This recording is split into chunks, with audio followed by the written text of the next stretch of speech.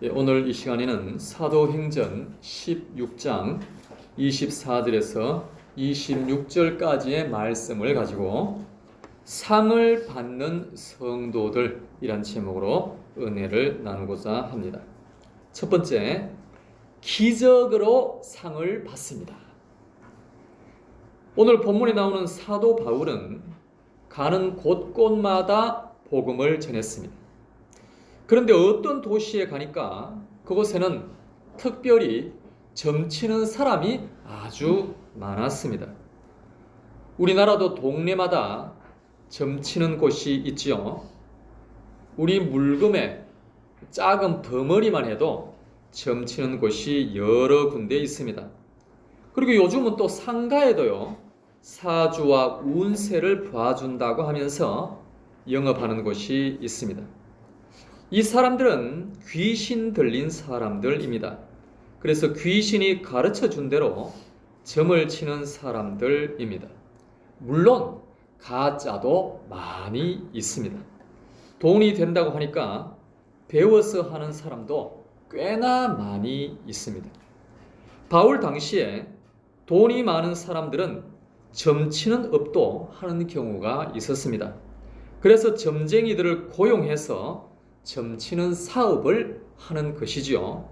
아니면 자기 종들 중에서 신기가 있는 종이 있으면 점쟁이로 만들어서 점치는 일을 하도록 시키기도 했습니다.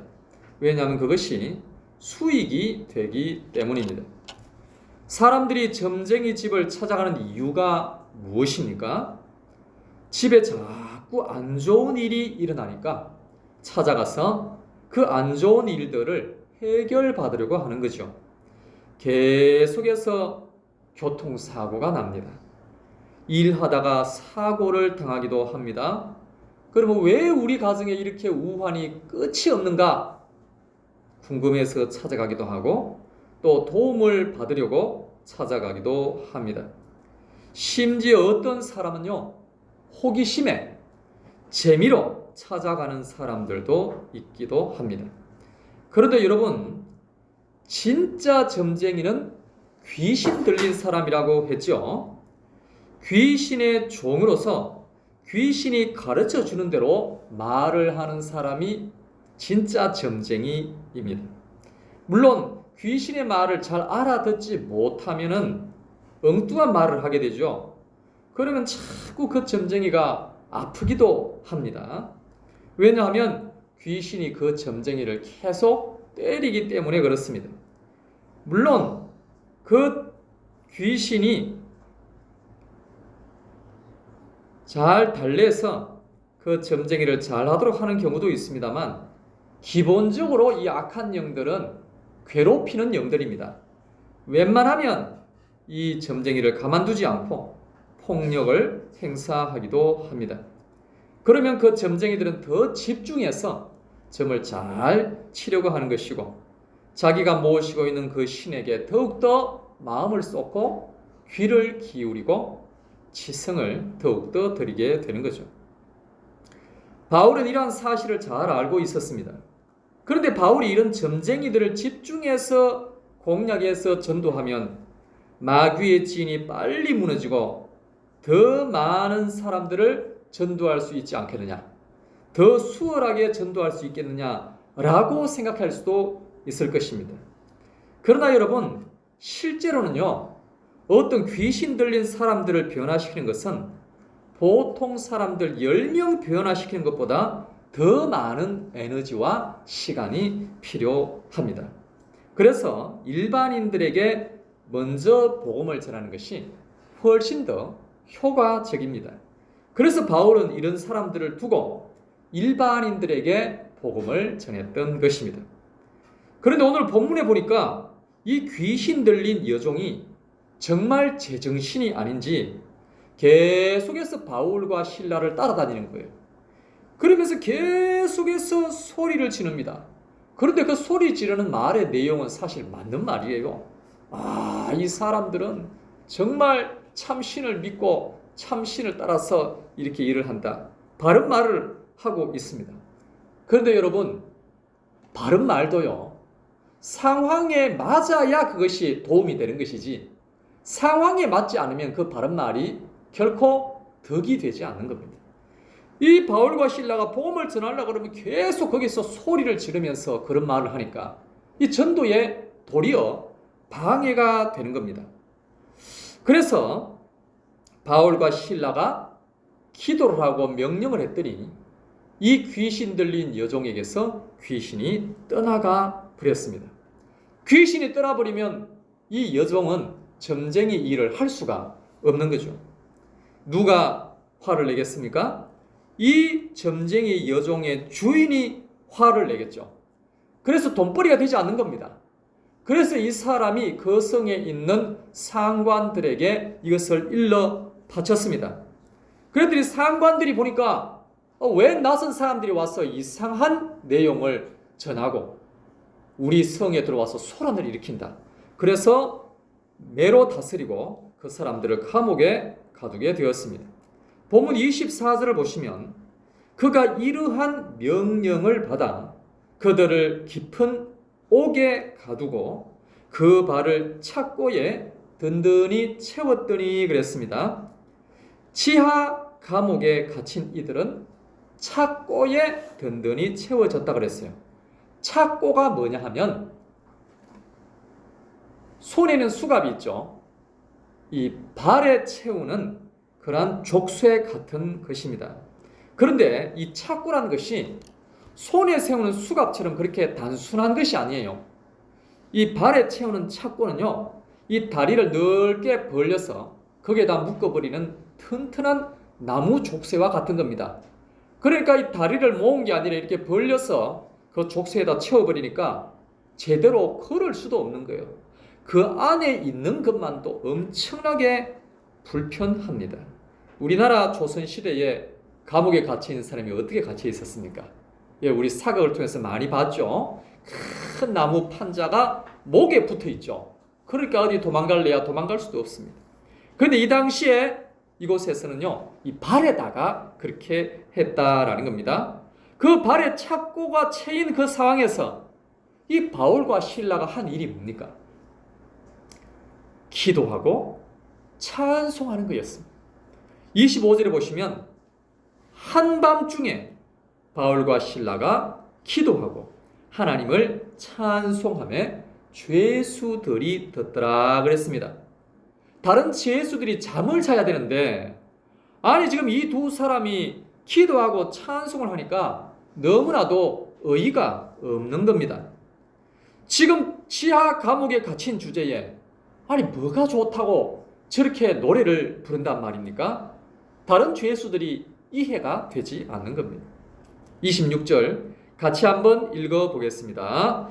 이에 갑자기 큰 지진이 나서 옥토가 움직이고 문이 곧 다 열리며 모든 사람의 메인 것이 다 벗어진지라. 아멘.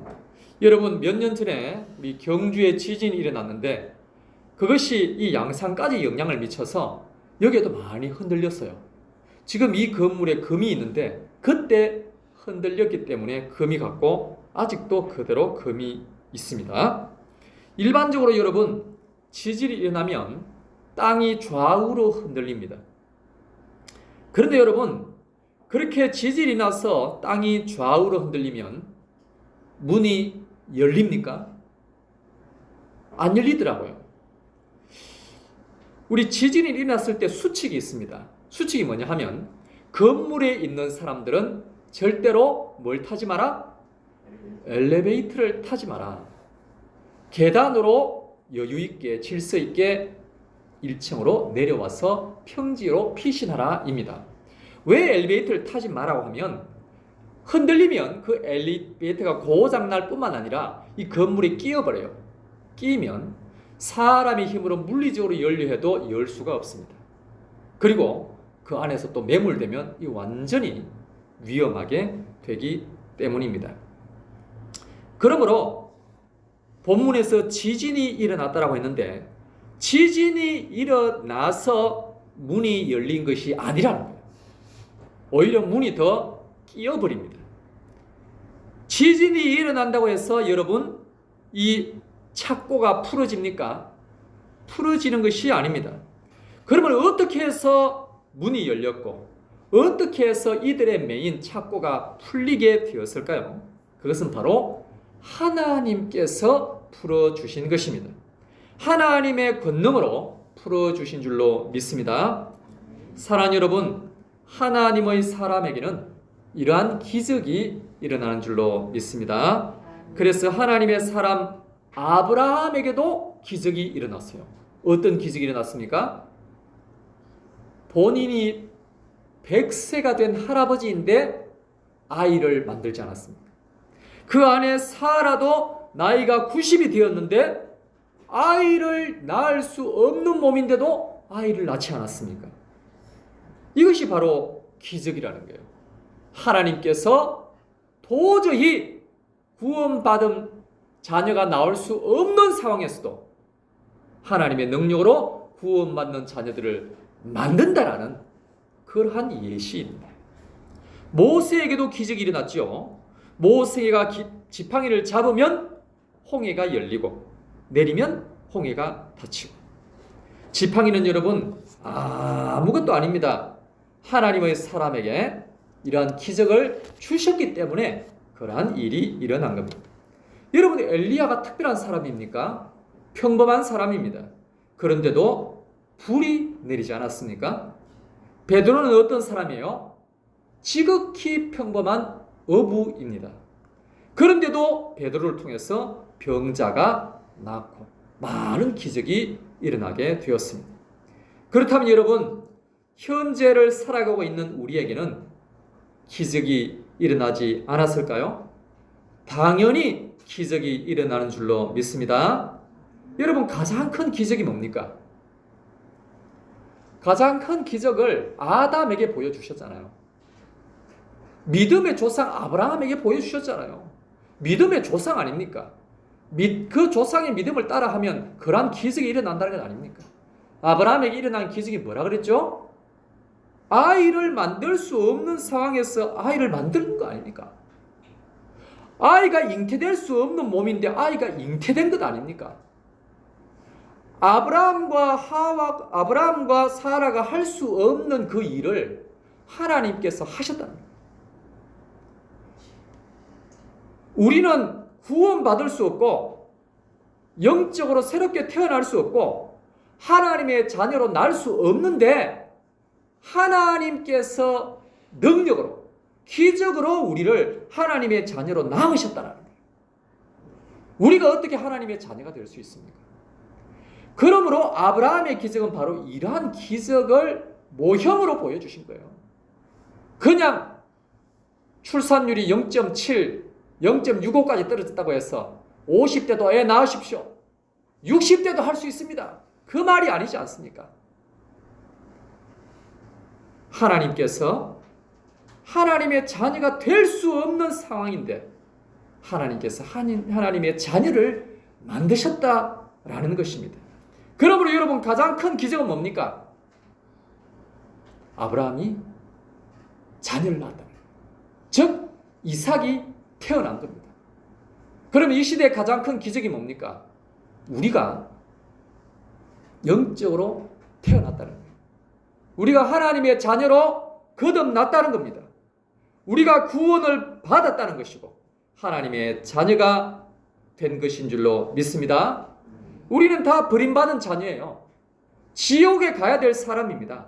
그런데 예수님을 믿음으로 말미암아 지옥을 면하고 천국에 가게 된 줄로 믿습니다. 그러므로 누가 가장 큰 기적의 주인공입니까?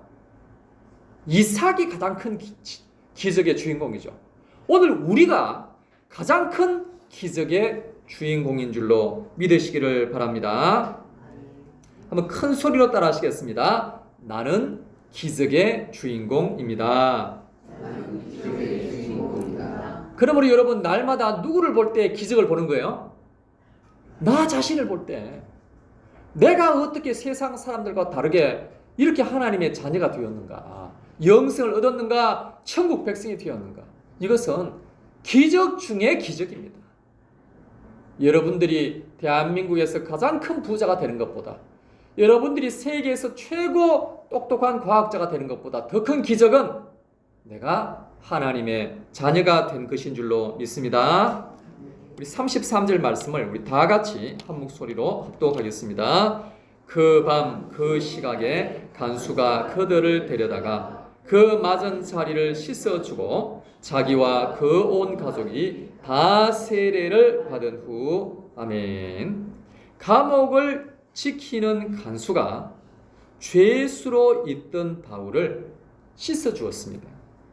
그리고 자신이 바울에게 세례를 받고 그 가족들도 세례를 받게 되었습니다. 이것이 뭐라고요? 가장 큰 기적이라는 겁니다. 옥토가 움직이고 옥문이 열리고 착고가 풀어진 것보다 바로 이들이 바울이 전하는 예수를 믿고 거듭난 것이 가장 큰 기적이라는 것입니다. 오늘 이 큰 기적이 우리들의 삶 가운데 계속해서 일어날 줄로 믿습니다. 34절을 보시면 그들을 데리고 자기 집에 올라가서 음식을 차려주고 그와 온 집안이 하나님을 믿음으로 크게 기뻐하니라 그랬습니다. 간수가 바울을 자기 집까지 데리고 가서 음식으로 잘 대접을 했습니다. 그리고 온 집안 사람이 예수님을 믿게 되었습니다. 정말 기적이 일어난 것입니다. 사랑하는 여러분, 하나님이 이렇게 기적이 일어나면 기적이 일어난 사람에게 상을 주십니다. 그래서 아브라함과 모세에게 상을 주시고 엘리야와 베드로에게 상을 주시고 바울과 우리에게도 큰 상을 주실 줄로 믿습니다.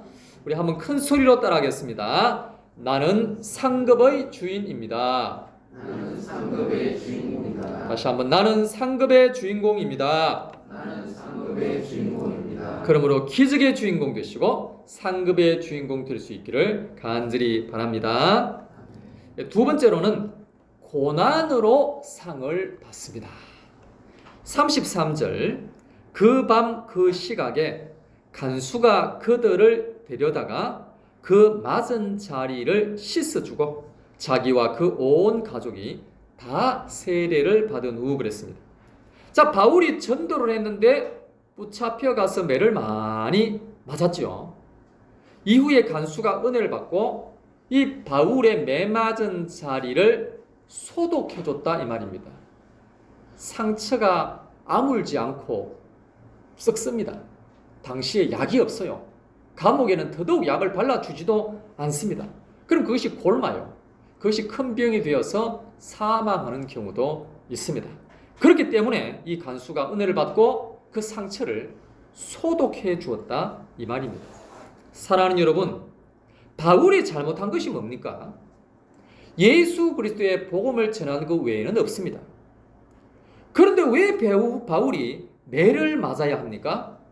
왜 칙칙하고 왜 어둡고 답답한 감옥에 갇혀야 하는 것입니까? 하나님의 복음을 전하는 이 바울에게 왜 이 고난이 주어지는 것입니까? 복음을 전하는 자에게 복을 주시겠다, 상급을 주시겠다라고 말씀을 하셨는데 왜 이렇게 복음을 열심히 전하는 바울에게 더 고난이 많은 것이냐 하는 것입니다. 사랑하는 여러분, 공교롭게도요, 성경에 보면 하나님의 종들의 공통점은 한결같이 고난이 많았다라는 겁니다. 다윗이 승리의 기적을 많이 맛보았지만 또한 고난도 많았습니다. 베드로도 치유의 기적을 많이 보았지만 역시 고난이 많았습니다. 사랑하는 여러분, 하나님의 사람이 이 세상에 내려오면, 하나님의 사람이 이 세상에 태어나면, 하나님의 사람이 이 세상에서 바르게 살아가면 세상이 가만히 두지 않습니다. 세상이 상처를 주고 괴롭힙니다. 왜 그렇습니까? 이 세상은 마귀가 지배하고 있기 때문입니다. 그래서 마귀가 자기 사람들을 통하여 하나님의 사람을 공격합니다.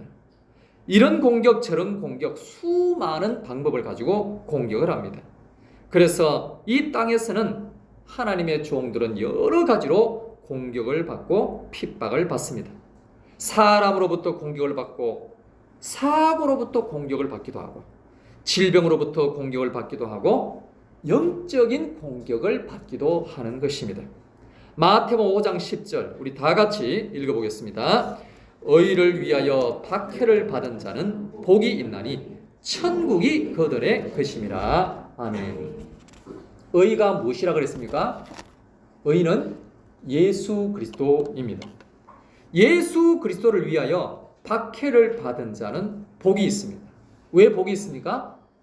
천국이 그들의 것이기 때문에 그렇습니다. 11절을 보시면 나로 말미암아 너희를 욕하고 박해하고 거짓으로 너희를 거슬러 모든 악한 말을 할 때에는 너희에게 뭐가 있나니? 복이 있나니 그랬어요. 악한 자들은 예수님 때문에 믿는 자를 괴롭히는 겁니다. 어떻게 괴롭힌다고요? 욕을 해요. 욕. 여러분 옛날에 노방 전도할 때 욕을 들어보셨습니까? 가가호호 전도할 때 욕을 한번 들어보셨나요? 그리고 사람들이 힘들게 하죠. 심지어 거짓말하는 사람들도 있습니다. 이때 믿는 자에게는 복이 있다. 전도하는 자에게는 복이 있다 말씀하십니다. 12절 기뻐하고 즐거워하라 하늘에서 너희의 상이 큼이라. 너희 전에 있던 선지자들도 이같이 박해하였느니라 그랬습니다. 엘리야 시대에 여러분 선지자들이 몇 명 죽었습니까?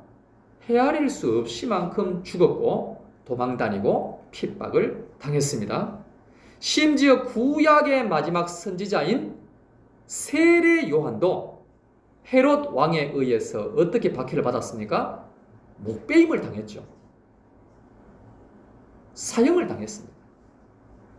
비참하게 죽은 거예요. 선지자들의 고난과 어려움은 말로 다 할 수가 없습니다. 그런데 그 선지자들도 기뻐하고 즐거워할 이유가 무엇이라는 말입니까? 하늘의 상이 크기 때문에 그렇습니다. 예수님께서 십자가에 달리실 때 한편 강도가 예수님을 향해서 믿는다고 고백했고 예수님의 나라에 임할 때 자기를 기억해 달라고 그랬습니다. 그러나 여러분 그가 예수를 위해서 특별히 더 한 일은 전혀 없습니다. 구원만 받은 거죠. 그러니까 그에게는 다른 상은 없습니다. 그러므로 복음을 위하여 수고하고 고난을 받은 자는 하늘의 상이 크다라는 겁니다. 사랑하는 여러분, 오늘 우리도 복음으로 인하여 고난이 참 많습니다. 그래서 우리에게도 하늘에 큰 상이 있는 줄로 믿습니다. 그러므로 우리는 오늘 기뻐할 이유가 있다라는 거죠. 우리에게 천국의 큰 상과 영광이 기다리고 있기 때문인 줄로 믿습니다. 한번 큰 소리로 따라 하시겠습니다. 고난으로 상을 받습니다. 고난으로 상을 받습니다. 하늘에 큰 상이 있습니다. 하늘에 큰 상이 있습니다. 마지막 세 번째로 믿음으로 상을 받습니다. 본문 25절을 보시면 한밤중에 바울과 실라가 기도하고 하나님을 찬송하며 죄수들이 듣더라 그랬습니다. 사랑하는 여러분, 바울과 실라는 깊은 감옥 속에서 발에 수갑이 채워진 상태에서 기도하고 찬송했습니다. 사랑하는 여러분, 학교에서 기도하고 찬송하기가 쉽습니까? 우리 직장인들은 직장에서 기도하고 찬송하기가 쉽습니까? 감옥에서는 훨씬 더 어렵습니다. 감옥에서 잘못 보이면 여러분 어떻게 됩니까? 독방에 갇히게 됩니다. 그리고 옛날에는 먹을 것도 안 줍니다. 며칠 굶겨버립니다. 그것도 캄캄한 독방에서 말입니다. 그런데도 이들은 두려워하지 않고 그 지하 감옥에서 기도하고 찬송했다라는 거죠. 놀라운 은혜 아닙니까? 사랑하는 여러분, 바울과 실라가 이렇게 기도할 수 있었던 것은 이들 속에 믿음이 충만했기 때문입니다. 믿음이 충만하니까 그렇게 할 수 있었던 것이죠. 이 믿음을 통해서 결국에는 간수와 그 가족들이 구원받는 역사가 일어나게 된 것입니다. 그러므로 이 믿음이 기적이 되는 것입니다. 믿음이 있는 곳에는 항상 기적이 일어나는 줄로 믿으시기를 바랍니다. 그러므로 여러분, 믿음으로 충만하시기 바랍니다. 혹시 내가 믿음이 충만하지 못하구나, 믿음이 참 부족하구나 라고 생각이 드신다면 믿음을 달라고 기도할 수 있기를 바랍니다. 주님, 30배, 60배, 100배의 믿음을 주십시오. 믿음으로 충만하게 해주십시오 라고 기도할 수 있기를 바랍니다. 그러면 반드시 믿음이 충만한 백성이 될 줄로 믿습니다. 우리 큰 소리 한번 따라하겠습니다. 기적으로 상을 받습니다. 기적으로 상을 받습니다. 고난으로 상을 받습니다. 고난으로 상을 받습니다. 믿음으로 상을 받습니다. 믿음으로 상을 받습니다. 이 시간 합심하여 함께 기도하겠습니다. 기도하실 때 하나님, 오직 믿음으로 살게 하여 주시옵소서. 그리할 때 가장 큰 기적을 맛보게 하여 주시옵소서. 고난을 잘 이겨내게 하여 주옵시고 오직 끝까지 믿음으로 승리하게 하여 주시옵소서.